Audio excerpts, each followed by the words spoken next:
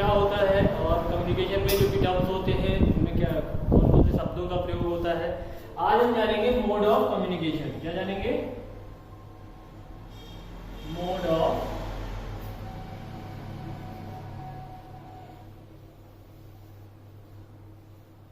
Communication. ठीक है, mode of का मतलब होता है कम्युनिकेशन कितने प्रकार से किया जा सकता है। तो यहाँ पर 3 प्रकार होते हैं। मोड ऑफ कम्युनिकेशन मतलब कितने प्रकार के होते हैं? 3 प्रकार के। पहला होता है सिंप्लेक्स, दूसरा होता है हाफ डुप्लेक्स,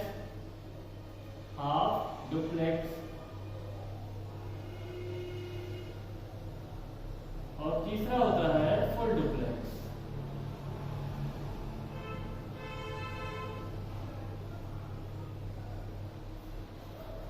एक बार कम्युनिकेशन को पूरा रिकॉल कर लेते हैं। कम्युनिकेशन क्या होता है?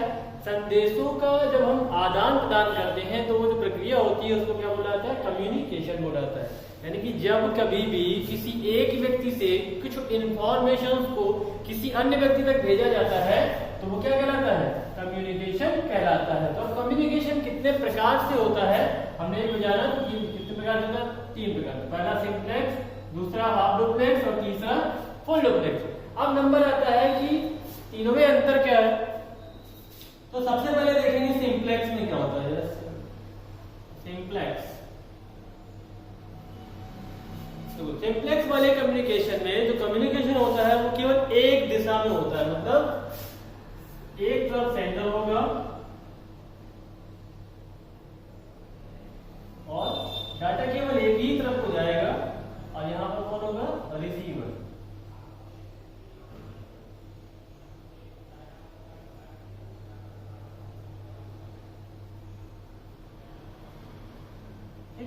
ठीक है, हमारा सिंप्लेक्स का एग्जांपल है। मतलब जिस प्रकार के कम्युनिकेशन में डेटा केवल एक ही दिशा में ट्रेवल करता है उसे किसके अंतर्गत रखा जाता है? सिंप्लेक्स के अंतर्गत रखा जाता है। जैसे हम लोग वन वे लाइन देखी होगी या कभी आप कहीं जाते हैं तो वन वे लिखा होता है कि भाई केवल वन वे है, यहाँ पर आप दूसरी तरफ से नहीं चल सकते हैं। तो वन वे में क्या होता है कि हम केवल एक ही दिशा में जा सकते हैं। अगर मान लीजिए सेंडर ने कोई डाटा यहाँ भेजा है तो रिसीवर इस तरफ को डाटा नहीं भेज सकता है। ठीक, इसका सबसे अच्छा एग्जांपल होता है जैसे आप लोग टीवी देखते हो, रेडियो, टीवी हो गया, रेडियो हो गया, जो भी आप डिश चैनल देखते हैं वो सब क्या है? सिंप्लेक्स के एग्जांपल है। क्यों? क्योंकि जो भी प्रकाश जो भी वहां से प्रसारण किया जाता है वो आपकी टीवी पर तो शो होता है, लेकिन क्या आप टीवी पर से कोई चीज वापस उस सैटेलाइट पे या उस चैनल के ऑफिस में भेज सकते हैं? नहीं भेज सकते हैं। ठीक है, तो आपका जो कम्युनिकेशन होता है टीवी और रेडियो का कैसा होता है? सिंप्लेक्स होता है, जिसमें डाटा केवल एक ही दिशा में फ्लो करता है। मतलब सेंडर से रिसीवर की ओर ही फ्लो करता है। अब उसके बाद दूसरा नंबर आता है हमारे पास हाफ डुप्लेक्स।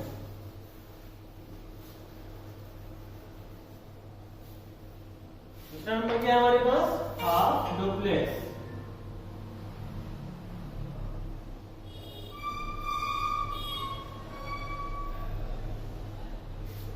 अब देखिए इतना तो पता ही है ना कि हमारे पास एक सेंडर होगा और एक रिसीवर होगा, क्योंकि बिना इनके हमारा डाटा ही नहीं जाएगा।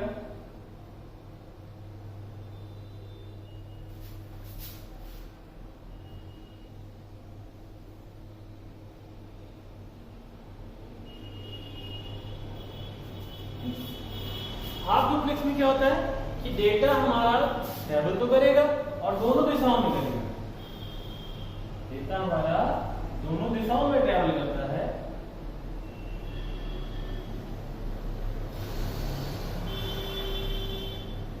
किंतु इसमें एक कंडीशन लगी होती है। क्या कंडीशन होती है?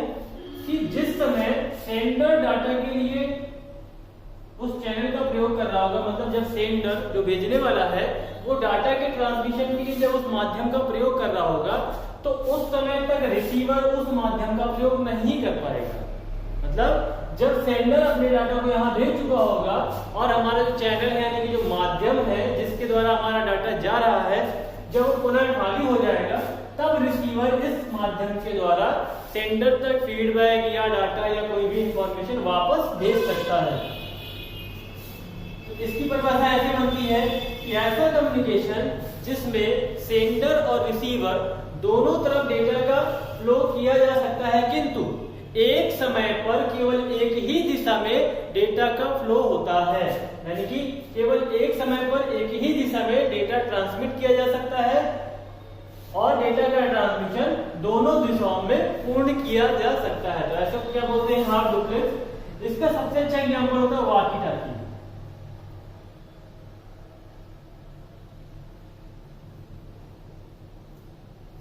या वायरलेस।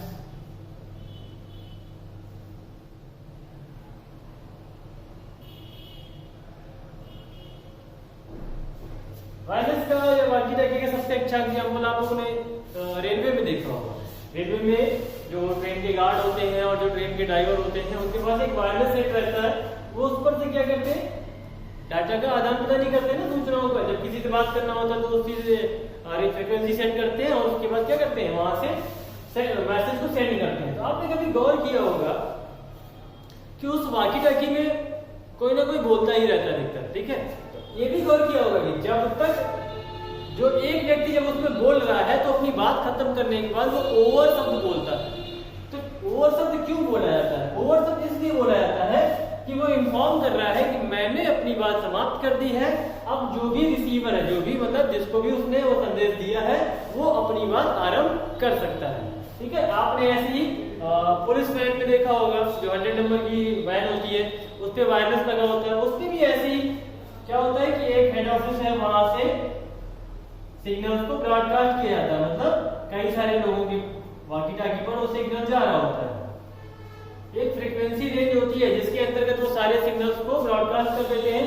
इस रेंज के अंदर जितने भी वॉकी टॉकी होंगे वहां सब जगह पर क्या होगा, वो जो मैसेज है वहां पर जा रहा होगा। लेकिन अब वो मैसेज किसी एक व्यक्ति के लिए होगा, इसके लिए होगा, ठीक है। तो बाकी सब केवल सुन रहे हैं लेकिन सेंड नहीं करेंगे, वापस उस पर रिप्लाई नहीं करेंगे। और जिसके लिए वो मैसेज है, जब वो मैसेज को पूरा सुन लेता है उसके बाद ही वो यहाँ पर पुनः रिप्लाई करता है। तो यहाँ पर क्या हुआ, जो ये माध्यम यूज किया गया, चाहे वो वायरलेस हो या वायर्ड माध्यम हो, जब ये माध्यम यूज किया गया तो कैसे यूज किया गया कि जब सेंडर ने अपने डेटा को ट्रांसमिट कर दिया पूरी तरह से, तब उसके बाद ही रिसीवर ने पुनः वहां से वापस दूसरी दिशा में डेटा के ट्रांसमिशन को आरंभ किया। तो मतलब हाफ डुप्लेक्स में क्या होता है, डेटा ट्रांसमिट तो दोनों दिशाओं में होता है, किंतु एक समय पर केवल एक ही दिशा में डेटा का ट्रांसमिशन पूर्ण किया जा सकता है। अब उसके बाद अगला नंबर आता है हमारे पास फुल डुप्लेक्स।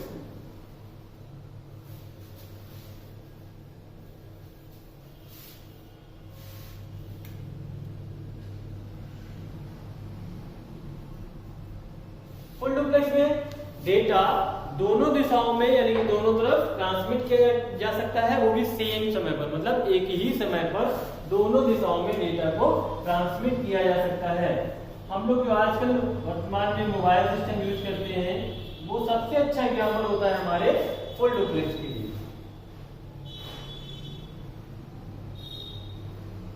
क्योंकि मोबाइल पे किसी से बात करते हैं तो ऐसा तो नहीं होता है कि जब अगला आदमी शांत हो जाएगा तभी हम बोल पाएंगे। हम भी बोल देते हैं, वो भी बोल लेता है। यानी कि जो सेंडर है और जो रिसीवर है, दोनों एक ही समय पर इंफॉर्मेशन का आदान प्रदान कर सकते हैं। तो ऐसा कम्युनिकेशन जिसमें डेटा दोनों दिशाओं पर एक ही समय में ट्रांसमिट किया जा सकता है, वो किसके अंतर्गत आएगा, फुल डुप्लेक्स के अंतर्गत आता है। इसे बोलते हैं हम लोग मोड्स ऑफ कम्युनिकेशन, कि कम्युनिकेशन कितने प्रकार से किया जा सकता है। तो तीन मैंने बताए। सबसे पहला होता है सिंप्लेक्स, जिसमें डेटा हमारा एक ही दिशा में ट्रांसमिट किया जाता है। और दूसरा होता है हाफ डुप्लेक्स, जिसमें डेटा दोनों दिशाओं में ट्रांसमिट तो कर सकता है लेकिन एक समय पर केवल एक ही दिशा में ट्रांसमिशन को पूर्ण किया जा सकता है। और तीसरा हमने बताया फुल डुप्लेक्स, जिसमें डेटा एक ही समय पर दोनों दिशाओं में ट्रांसमिट किया जा सकता है, ठीक है। तो इस तरह से हमने क्या पढ़ा है, मोड ऑफ कम्युनिकेशन, ट्रांसमिशन। इसी बात करेंगे डेटा ट्रांसमिशन।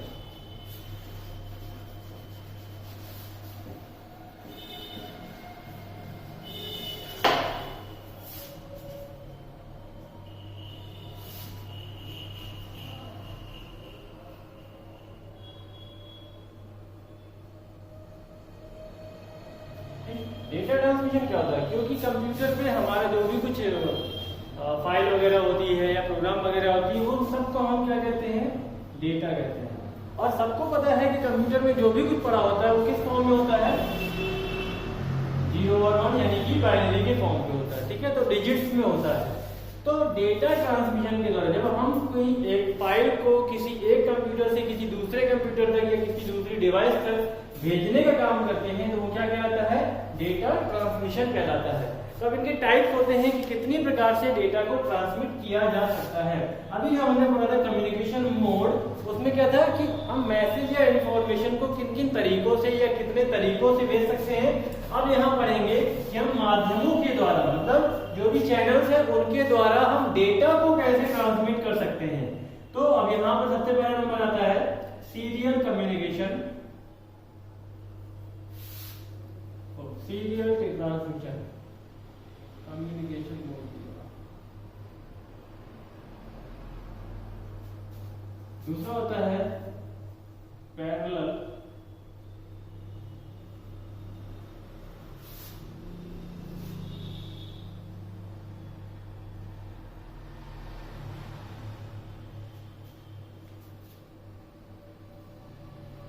तीसरा होता है सिंक्रोनस,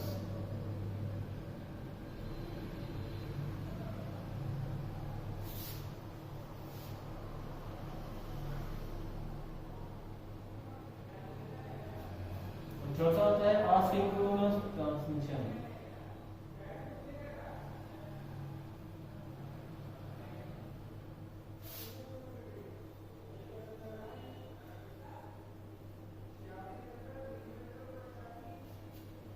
चार प्रकार से डेटा को ट्रांसमिट किया जा सकता है। पहला होता है सीरियल ट्रांसमिशन, दूसरा होता है पैरेलल ट्रांसमिशन, तीसरा होता है सिंक्रोनस और चौथा होता है असिंक्रोनस।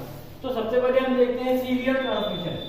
सीरियल ट्रांसमिशन में क्या होता है, डेटा की जो बिट्स होती हैं तो एक समय पर केवल एक बिट को ही ट्रांसमिट किया जाता है। मतलब जैसे आपके पास कोई कम्युनिकेशन चैनल है तो वो एक बार में एक ही बिट 0 निकालेगी या तो फिर 1 निकालेगी। तो एक बार में डेटा की एक बिट को ट्रांसमिट करने का काम सीरियल ट्रांसमिशन में किया जाता है, ठीक है। उसके बाद मेन चीज ये होती है कि ये चूंकि एक बार में एक ही बिट निकालेगी, यानी कि जो डेटा की अगली बिट होगी वो इस बिट के बाद आती है, यानी कि ये क्रमागत होती है, एक के बाद एक बिट को ट्रांसमिट कर सकती है। इसकी स्पीड यानी कि गति जो ट्रांसमिशन की होती है बहुत स्लो होती है। नॉर्मल सी बात है कि जिस माध्यम में या जिस तरीके में हम एक एक बिट को ट्रांसमिट कर सकते हैं वो धीमा ही चलेगा। जहां हम एक साथ सारी बिट भेज देंगे वो तेजी से पहुंच जाएगी, और जब हम केवल एक एक बिट भेजेंगे तो वो क्या होगा, ट्रांसमिशन का जो प्रोसेस होगा वो स्लो होगा। तो सीरियल ट्रांसमिशन जो होता है वो बहुत स्लो होता है, लेकिन इसे लंबी दूरी के ट्रांसमिशन में प्रयोग किया जाता है। जैसे हम टेलीफोन लाइन्स की जो बात करते हैं, जब हम टेलीफोन में बात करते हैं तो वो अधिकतर किसका यूज करते थे, सीरियल ट्रांसमिशन का। मतलब उसमें क्या होता था, जो डेटा होता था वो एक एक बिट करके ही आगे बढ़ता था। दूसरा नंबर आता है पैरेलल ट्रांसमिशन। पैरेलल ट्रांसमिशन में क्या होता है कि इसमें लगभग एक बाइट का मतलब होता है लगभग 8 बिट्स। एक बाइट का मतलब कितना होता है, लगभग 8 बिट्स। तो पैरेलल ट्रांसमिशन में एक बार में 8 बिट्स का समूह एक साथ निकलता है और सेंडर तक जाने का काम करता है। तो जहां ये एक बार में एक बिट निकाला तो वहां ये एक बार में 8 बिट्स निकालता है। अब 8 बिट निकालने के लिए होता क्या है, इसमें जो केबल यूज की जाती है उसमें 8 अंदर छोटे छोटे वायर्स होते हैं। कितने वायर होते हैं, 8 वायर होते हैं, और प्रत्येक वायर एक समय में एक ही बिट लेके चलता है, लेकिन समूह में कितना निकलता है, वो 8 बिट्स निकलता है, यानी कि लगभग 1 बाइट। तो ये डाटा को कम समय में बहुत अधिक मात्रा में ट्रांसमिट कर सकता है, लेकिन इसमें क्या होता है कि केबल की जो लंबाई होती है बहुत कम होती है। यानी कि जो पैरेलल ट्रांसमिशन यूज किया जाता है वो कम दूरी के डेटा ट्रांसमिशन में यूज किया जाता है, मतलब छोटी दूरी की।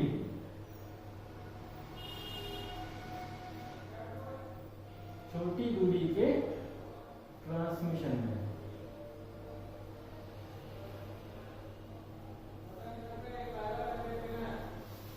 तो पैरेलल ट्रांसमिशन की गति जो होती है वो सीरियल से तेज होती है, किंतु इसका प्रयोग कम दूरी के ट्रांसमिशन में किया जाता है।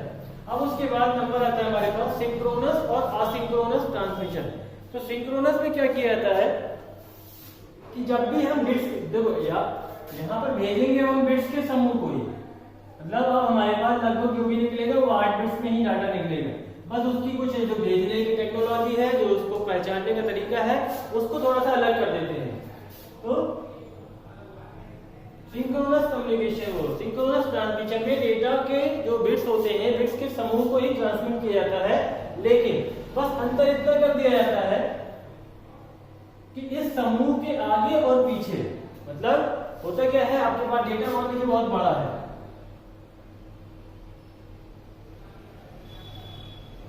मान लीजिए इतना बड़ा डेटा है, अब इसको वो 8 बिट्स करके ही आगे भेजता है। 1 2 3 4 5 6 7 8 इतनी हो गई आपकी 8 बिट्स और बाकी की ये होगी, ठीक।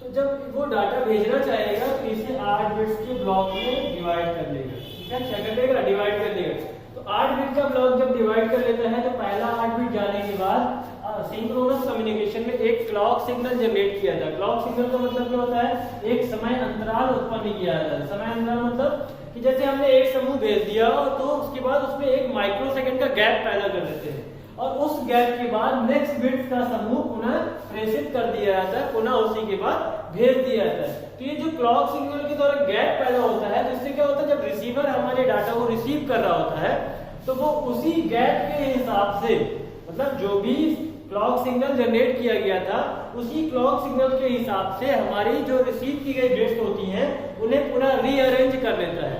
जब वो सही क्रम में रीअरेंज कर लेगा तो क्या होगा, डाटा उसको उसी फॉर्म में प्राप्त हो जाएगा जिस फॉर्म में हम उसे भेजना चाहते हैं।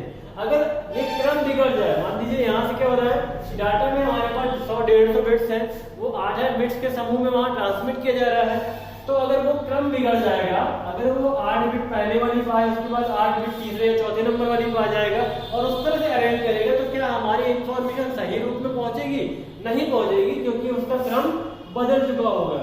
तो डेटा के क्रम को बिल्कुल व्यवस्थित रखने के लिए सिंक्रोनस ट्रांसमिशन में क्लॉक सिग्नल्स का प्रयोग किया जाता है, जिसमें प्रत्येक 8 बिट्स के बाद एक क्लॉक सिग्नल जनरेट किया जाता है, मतलब एक समय का अंतराल पैदा किया जाता है, उसके बाद अगला बिट्स का समूह ट्रांसमिट किया जाता है।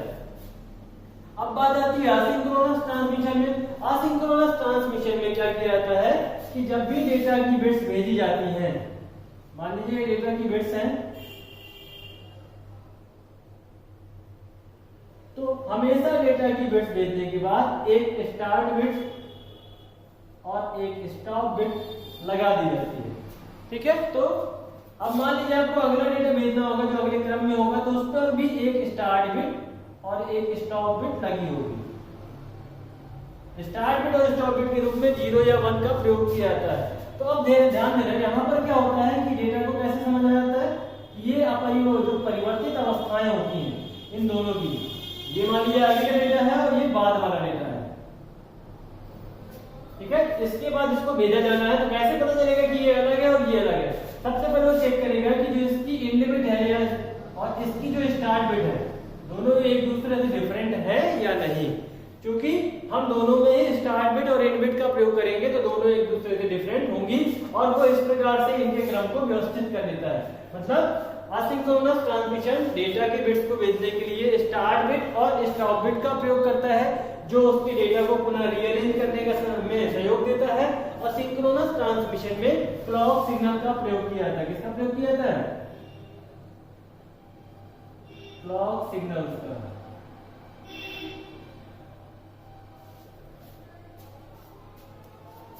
ये बिल्कुल याद रखने वाली बात है कि किस में किस चीज का प्रयोग किया जाता है।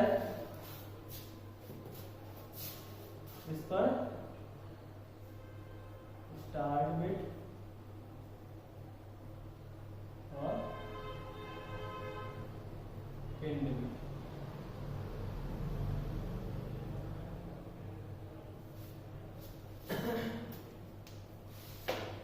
ठीक, तो फिर से एक बार शुरू देख लेते हैं। सबसे पहला नंबर है सीरियल ट्रांसमिशन। इसमें क्या होता है कि डेटा की जो बिट्स होती हैं एक समय पर केवल एक ही बिट को ट्रांसमिट किया जाता है। मतलब जो 1 सेकंड का टाइम होगा, जो पहला समय होगा 1 बिट निकलेगी, उसके बाद जो अगला टाइम आएगा तो फिर तो ना उसके दूसरी बिट निकले, लेकिन निकलेगी एक बिट करके ही, यानी कि जो हमारा कम्युनिकेशन चैनल होगा, जो भी केबल होगी, वो एक एक बिट करके उस पर डाटा पीछे से क्रमागत चलता हुआ जाएगा।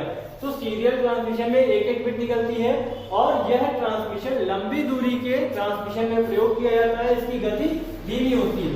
दूसरा नंबर हमारा था पैरेलल ट्रांसमिशन। पैरेलल ट्रांसमिशन में क्या होता है कि एक समय पर 8 बिट्स का समूह एक जगह से दूसरी जगह ट्रांसमिट किया जाता है और इसकी गति तेज होगी और इसको कम दूरी के डेटा ट्रांसमिशन में प्रयोग किया जाता है। दूसरा नंबर क्या था हमारा सिंक्रोनस ट्रांसमिशन। इसमें भी क्या होता है, बिट्स का समूह या बिट्स के ब्लॉक को ही ट्रांसमिट किया जाता है, लेकिन प्रत्येक ब्लॉक के बीच में क्या है, एक क्लॉक सिग्नल जनरेट किया जाता है, एक समय अंतराल पैदा किया जाता है, जिससे हम डाटा को जो पुनः रीअरेंज करने में आसानी होती है। उसके बाद अगला नंबर क्या है, असिंक्रोनस ट्रांसमिशन, जिसपे प्रत्येक ब्लॉक के प्रत्येक बिट्स के समूह के आगे और पीछे एक स्टार्ट बिट और एक एंड बिट का प्रयोग किया जाता है। तो जितने भी ब्लॉक भेजेंगे सब में क्या होगा, एक स्टार्ट बिट पाई जाएगी और एक एंड बिट पाई जाएगी। तो यहाँ पर जब डेटा के रेट की बात करते हैं, मतलब कि डेटा की जो गति का दर है वो कैसे निकलता है, यहाँ पर जब भी परिवर्तित अवस्थाएं होती हैं उसके हिसाब से हम उसकी गति का दर प्राप्त कर लेते हैं, यानी कि 1 सेकंड में कितनी बार एंड बिट और स्टार्ट बिट की अवस्थाएं परिवर्तित होती हैं, तो उसके हिसाब से हम यहाँ पर डेटा के ट्रांसमिशन रेट को जान पाते हैं। तो असिंक्रोनस में स्टार्ट बिट और एंड बिट, सिंक्रोनस में क्लॉक सिग्नल और पैरेलल में एक 8 बिट्स का समूह एक साथ जाता है और सीरियल में एक एक बिट्स करके डेटा हमारा ट्रांसमिट किया जाता है। तो इस प्रकार से हमने आज पढ़ा डेटा का ट्रांसमिशन।